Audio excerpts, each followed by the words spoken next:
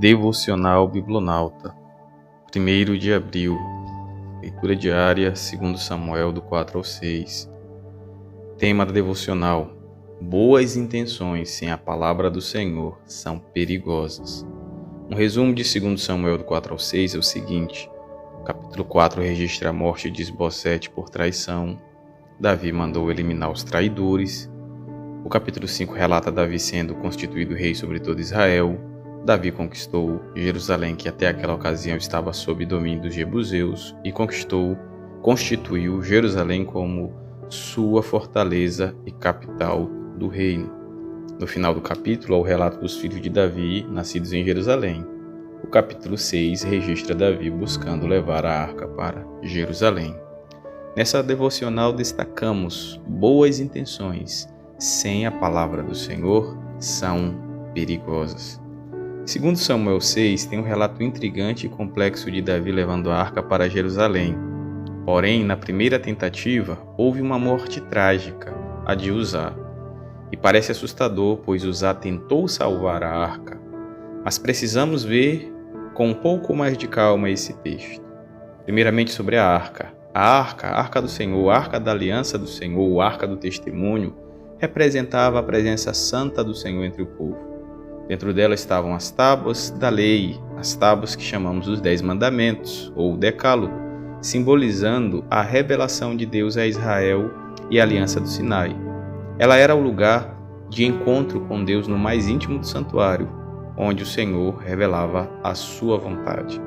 O povo de Israel havia recebido todas as instruções através de Moisés, instruções estas que eram no que diz respeito à lei moral, à lei cerimonial e civil.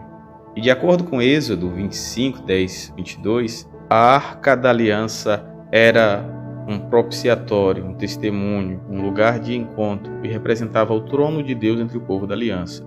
Por simbolizar um trono, ela deveria ser carregada de maneira real pelos levitas especiais designados. Isso se encontra em Êxodo 25, 16, Números 4, Deuteronômio 10, 8 e principalmente em 1 Crônicas 15, 15. Assim podemos ver que Davi e o povo cometeram alguns erros. O primeiro deles: levaram 30.000 soldados para transportar a arca, por ignorância da lei, onde registra que os levitas deveriam transportar a arca.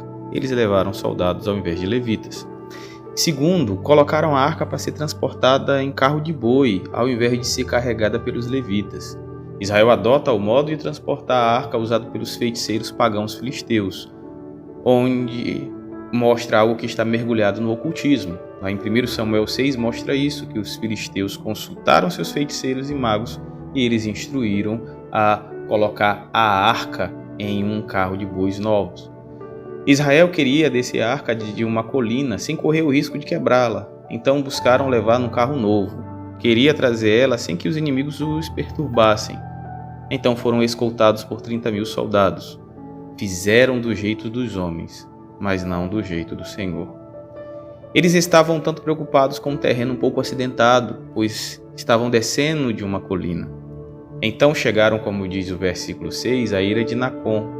Há algo muito interessante e irônico aqui, pois a eira é o local de descascar os cereais. Era um local plano, limpo, cuidado, de suposta estabilidade. E ainda, a eira de Nacon, que em hebraico significa estável e seguro, era um lugar que era estável por ser eira, ainda tinha o nome de ser estável. Justamente no lugar de maior segurança, considerando pelos padrões humanos, é o lugar onde a arca acaba quase sendo destruída. Foi onde os padrões humanos pareciam estar tudo seguro, foi onde os padrões humanos foram quebrados. Deus permitiu que os bois tropeçassem no lugar plano e a arca quase caía. Uzá tentou segurar a arca e morreu. A trágica morte de Uzá denuncia todo o erro de Davi e Israel no trato das coisas do Senhor, principalmente da arca do Senhor. Deus pareceu tão duro para Davi que este ficou contrariado. Então Davi desiste da ideia e acha impossível ficar na presença do Senhor na arca. Então resolve levar a arca para a casa de Obed-Edom. Porém, observamos que Obed é abençoado com a arca. Por quê? Obed era não um gatita filisteu da cidade de Gate, mas um gatita da cidade de Gat-Rimon, uma cidade levítica dentro da tribo de Dan ou Manassés. Este homem era, conforme o texto sugere, um levita, conforme 1 Crônicas 15:17 e outras referências em Crônicas. E como um levita reto conhecia a lei do Senhor, tinha seus padrões com relação à arca baseado na lei, não lhe foi impossível obedecer ao Senhor. O testemunho de Obed-Edom chegou até Davi. Em somente 3 meses, foi muito abençoado a casa de Obed-Edom. Então Davi aprendeu com o testemunho de Obed como tratar a arca do Senhor. Deve ser conforme a palavra dele. E assim, na segunda tentativa, Davi, com muito temor e alegria, conseguiu levar a arca para Jerusalém. Aprendemos aqui que Davi tinha as melhores das intenções em levar a arca para Jerusalém. Fez isso com o povo cantando com muita alegria e louvando ao Senhor. Mas mesmo assim, o Senhor rejeitou a primeira vez, pois não era conforme o padrão do Senhor em sua palavra, mas sim conforme o padrão dos homens.